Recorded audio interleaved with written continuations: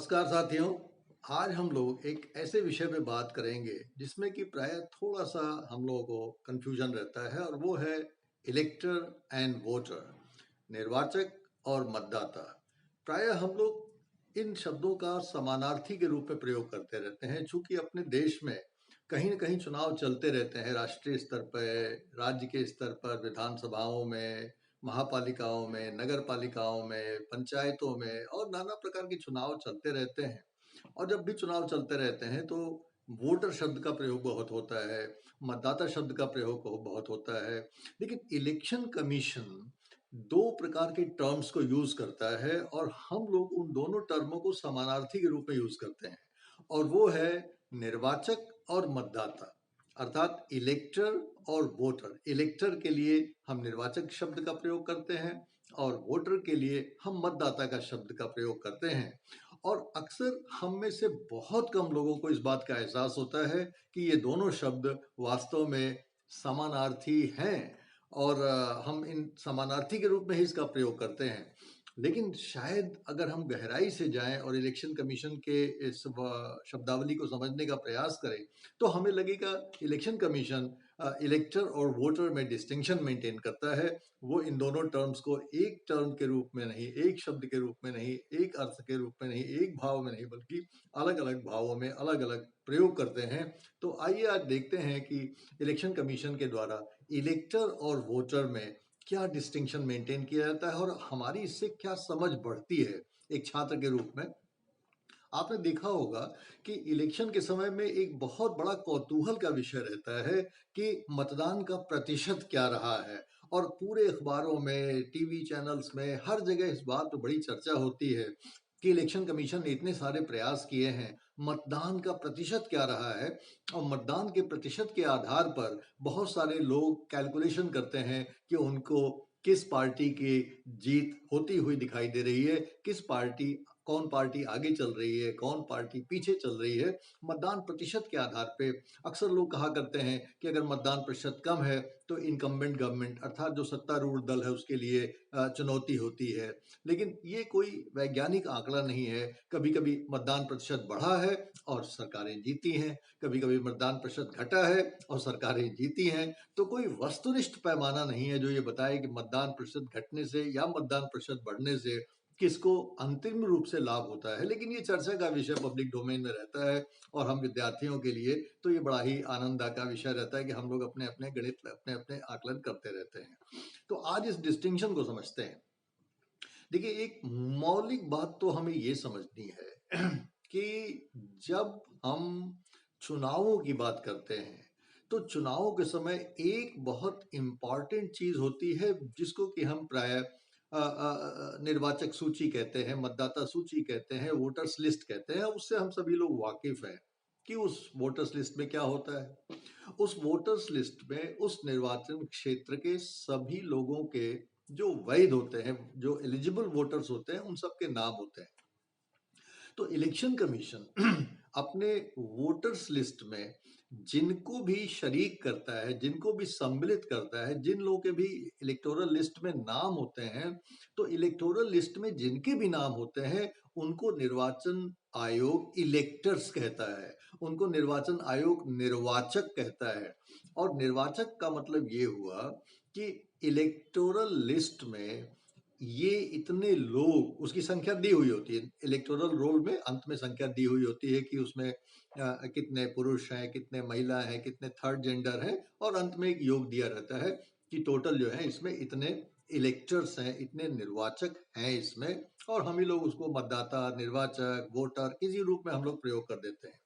और जिन लोगों के भी नाम होते हैं इलेक्टोरल लिस्ट में, आपने देखा होगा अगर कभी रूबरू हुए हों इलेक्टोरल लिस्ट से, तो आपने देखा होगा कि उसमें इलेक्टर का नाम होता है, इलेक्टर के पिता या पति का नाम होता है, इलेक्टर की एज दी हुई होती है, उसका मकान नंबर अर्थात पता दिया होता है और उसका जेंडर दिया होता है कि वो मेल है कि फीमेल है कि थर्ड जेंडर है, और एपिक नंबर दिया होता है कि अर्थात उसको जो निर्वाचन आयोग ने अपना एपिक इशू किया है, इलेक्ट्रॉनिक जो वोटर कार्ड होता है वो पहचान पत्र दिया हुआ है, तो वो पहचान पत्र का नंबर होता है। तो ये एक खास बात हमें ध्यान रखनी चाहिए कि इलेक्शन कमीशन के द्वारा जो इलेक्टोरल लिस्ट होती है, उस इलेक्टोरल लिस्ट में जितने भी लोगों के नाम दर्ज होते हैं, इलेक्शन कमीशन की निगाह में वो सारे के सारे इलेक्टर या एक प्रकार से निर्वाचक कहे जाते हैं। ये ध्यान रखिएगा। तो all those people whose names are there in the electoral list, they are electors. अब सवाल पैदा होता है कि भाई जो जितने लोग जो हैं इलेक्टोरल लिस्ट में हैं, तो क्या वोटर कोई अलग चीज होती है या वही लोग वोटर भी कहे जाते हैं? लेकिन नहीं। अब यहाँ पे गहराई से समझने की चीज ये है कि जिन लोगों के नाम भी इलेक्टोरल लिस्ट में हैं, अपेक्षा तो यही की जाती है कि वो सभी के सब जाके चुनाव में पोलिंग बूथ तक जाएं और वहां पे मतदान करें। और इसके लिए इलेक्शन कमीशन भी बहुत प्रयास करता है, लोकल स्तर पे प्रशासन भी बहुत प्रयास करता है, पॉलिटिकल पार्टीज भी बहुत प्रयास करती हैं, कैंडिडेट्स भी बहुत प्रयास करते हैं, आम लोग भी प्रयास करते हैं कि अधिक से अधिक लोग मतदान केंद्रों पे पहुंचे। लेकिन क्या वो सभी लोग जिनके नाम की इलेक्टोरल लिस्ट में होते हैं, क्या वो मतदान केंद्र तक जा पाते हैं या जाना चाहते हैं?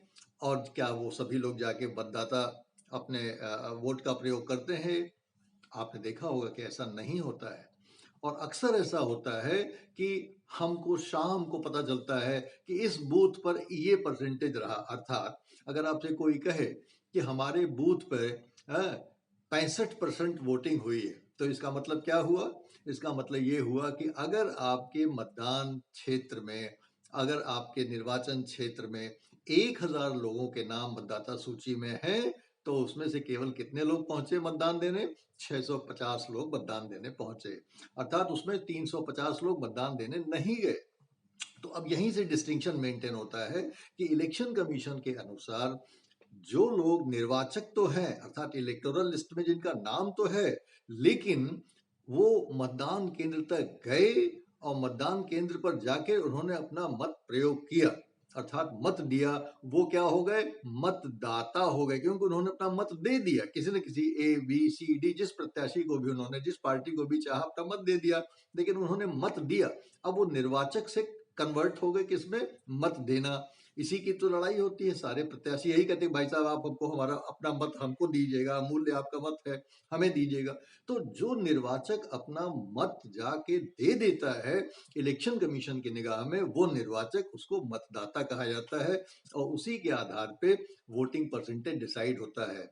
तो आप ये ध्यान रखिए कि अगर 1000 निर्वाचक हैं और 1000 निर्वाचक में से 650 लोगों ने अपना जाके मत दे दिया किसी न किसी प्रत्याशी को, तो वहां पे वो 650 लोग अब इलेक्टर ही नहीं रहे, बल्कि वो 650 लोग क्या हो गए? वो 650 लोग वोटर हो गए, मतदाता हो गए। उन्होंने अपना मत दे दिया किसी न किसी पार्टी को। ये डिस्टिंक्शन इलेक्शन कमीशन मेंटेन करता है। तो आप ध्यान रखिएगा कि जितने लोगों के भी नाम इलेक्टोरल लिस्ट में हैं, वो सारे के सारे इलेक्टर्स हैं, वो सारे के सारे क्या है? निर्वाचक हैं। और उस निर्वाचकों में से जिन लोगों ने भी जाके अपना मत दे दिया है, उनको इलेक्शन कमीशन वोटर की संज्ञा देता है। उनको वो कहता है कि ये मतदाता हैं, वो केवल इलेक्टर्स नहीं हैं, वो मतदाता भी हैं। तो इस प्रकार से हम लोग भले ही चाहे कॉमन पार्लेंस में अपने दैनिक जीवन में मतदाता और वोटर, ये दोनों शब्द, मतदाता और इलेक्टर दोनों शब्द, निर्वाचक और मतदाता दोनों शब्दों का समानार्थी के रूप में प्रयोग करते रहे, लेकिन चुनाव आयोग की तकनीकी जो शब्दावली है उसमें ये डिस्टिंक्शन मेंटेन किया जाता है। एज ए स्टूडेंट आपसे प्रश्न पूछे जा सकते हैं। एज ए स्टूडेंट आपसे आईएएस में, पीसीएस में या अन्य प्रतियोगी परीक्षाओं में मौखिक प्रश्न हो सकता है कि क्या आपको वोटर और इलेक्टर में कोई डिफरेंस समझ में आता है या दोनों एक ही चीज है। तो आपको ये बताना पड़ेगा कि वो सारे लोग जिनके नाम की मतदाता सूची में है, दे आर इलेक्टर्स। और केवल वो लोग इलेक्टर्स जो कि जाके अपने मताधिकार का प्रयोग करते हैं और मत दे देते हैं, इसीलिए उनको मतदाता कहा जाता है कि दे आर वोटर्स, उन्होंने अपना मत दे दिया। मैं आपको एक उदाहरण से इसका समझाता हूँ। अभी जो 2024 में लोकसभा का चुनाव हुआ विगत वर्ष, आपने सभी ने देखा, बड़ा कौतूहल रहा, पूरे देश में चर्चा रही। उसमें पूरे देश में इलेक्शन कमीशन ने बताया कि पूरे देश में कितने निर्वाचक हैं। तो उसने बताया कि 97 करोड़ 79 लाख 65,000 560 निर्वाचक हैं, अर्थात ये एलिजिबल वोटर्स आप कह सकते हैं, वोटर्स एंड एलिजिबल वोटर्स, ये कैटेगरी कह सकते हैं अगर हम निर्वाचकों को डिफाइन करें कि एलिजिबल वोटर्स कौन है। तो इतने लोग जो है 97 करोड़ 79 लाख 65 हजार और 560 वैध मतदाता या इलेक्टर्स थे, जिनको हम निर्वाचक कह सकते हैं। अब जब मतदाता पूरे देश में मतदान किया, उसमें से कितने प्रतिशत लोगों ने मतदान किया, उसमें से इलेक्शन कमीशन ने कहा कि 65.66% लोगों ने मतदान किया। इसका मतलब क्या हुआ कि इलेक्शन कमीशन ने आंकड़ा दाखिल दिया हमें, तो बताया कि उन लोगों में 97 करोड़ प्लस लोगों में केवल 64 करोड़ 81 लाख 39 हजार लोगों ने जाके बूथ पे मतदान किया। और इस प्रकार से इलेक्शन कमीशन ने बताया कि 65.66% लोगों ने मतदान किया। इसी प्रकार उन्होंने महिला मतदाताओं की और महिला निर्वाचकों की, पुरुष मतदाताओं की और पुरुष निर्वाचकों की, और थर्ड जेंडर मतदाताओं की और थर्ड जेंडर निर्वाचकों की भी संख्या दिया और बताया कि कुल पुरुषों ने 65.55% वोट किया, कुछ महिलाओं ने 65.78% वोट किया और थर्ड जेंडर के लोगों ने 27.09% वोट किया। तो इस प्रकार से ये वोटर और इलेक्टर का जो डिफरेंस है, ये बहुत सारे छात्रों ने चाहा कि इस पर चर्चा हो और आपके लिए प्रतियोगी परीक्षाओं में भी और मौखिक परीक्षाओं में भी इस पे प्रश्न पूछे जा सकते हैं। तो मैं समझता हूँ कि ये आपको आनंद आया होगा और हम लोग इस पर चर्चा करते रहेंगे। आगे हम लोग कोशिश कर रहे हैं कि देश की राजनीति को ठीक करने के लिए कुछ ऐसे प्रोग्राम शुरू किए जाएं, तो उस तरह के प्रोग्राम भी हम लोग करने वाले हैं और बहुत जल्दी मैं आपको उसकी सूचना दूंगा। आगामी 24 तारीख को उस पर हो सकता है मैं एक लाइव वेबिनार भी करूं उस कार्यक्रमों की, वो कार्यक्रम आपको बताऊंगा मैं कि उस प्रकार के क्या कार्यक्रम होना है। उसका मैं लिंक आपको डिस्क्रिप्शन बॉक्स में दे रहा हूं, अगर वर्कशॉप में आप आना चाहें तो आपका सादर स्वागत है उसमें अभी। और इस प्रकार से पॉलिटिकल लीडरशिप को लेके कि देश में नेतृत्व कैसा होना चाहिए, जो नेतृत्व की आगामी फसल है उसको हम कैसे ठीक कर सकें, ये हमारी चिंता का विषय है। और उसको लेके हम लोग एक प्रोग्राम लॉन्च कर रहे हैं, 3 मंथ का सर्टिफिकेट कोर्स। उसके बारे में 24 तारीख को बहुत सारी बातें करेंगे। अगर आपके पास समय हो तो उसमें जरूर आने की कृपा करेंगे। बहुत बहुत धन्यवाद।